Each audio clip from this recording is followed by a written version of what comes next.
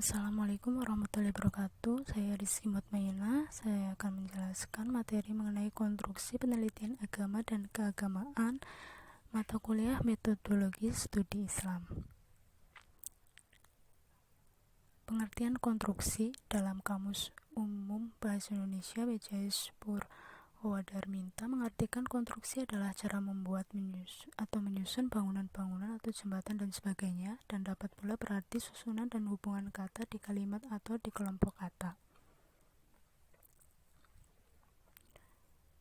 Pengertian penelitian agama. Penelitian adalah upaya sistematis dan objektif untuk mempelajari suatu masalah dan menemukan prinsip-prinsip umum. Selain itu, penelitian juga berarti upaya pengumpulan informasi yang bertujuan untuk menambah pengetahuan. Adapun agama menurut L.G. Fraser adalah suatu kedudukan atau penyerahan diri kepada kekuatan yang lebih tinggi dari manusia yang dipercayai mengatur dan mengendalikan jalannya alam dan kehidupan manusia yang terdiri dari dua elemen, yaitu teoritis dan praktis. Maka dapat disimpulkan, penelitian agama adalah sebuah usaha untuk mengkaji pokok ajaran, sejarah perkembangan, dan tingkah laku orang yang beragama menurut pandangan agama itu sendiri.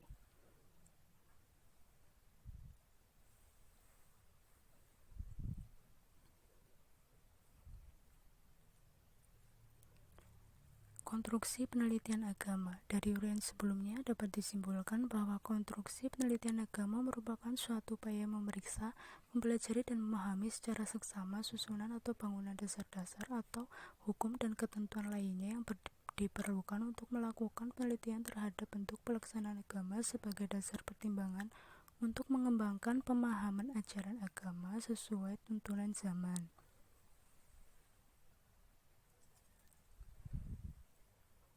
Bidang penelitian agama.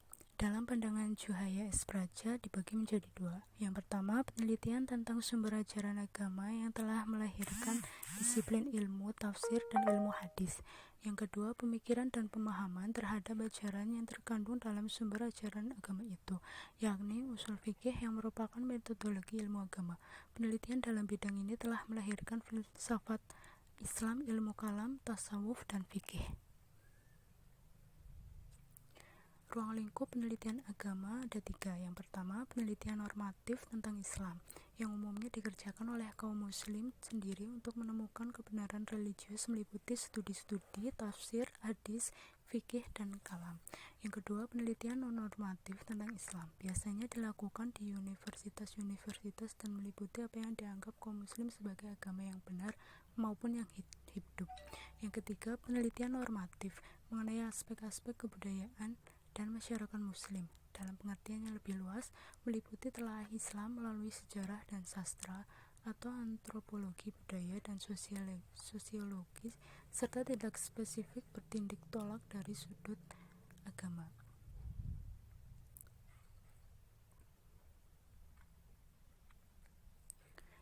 Selanjutnya, pengertian keagamaan. Penelitian keagamaan menurut Juhaya adalah penelitian hidup keagamaan, yaitu penelitian terhadap praktik-praktik ajaran agama yang dilakukan oleh manusia secara individual dan kolektif. Berdasarkan batasan tersebut, penelitian hidup keagamaan meliputi hal-hal sebagai berikut.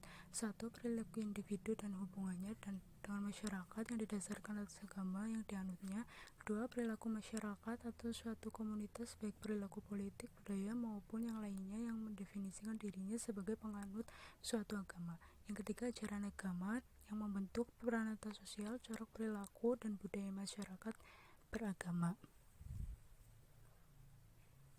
Selanjutnya, perbedaan penelitian agama dan penelitian keagamaan. Penelitian agama lebih menekankan kepada materi agama sehingga sasarannya adalah tiga elemen pusat, yakni ritus, mitos, dan magic.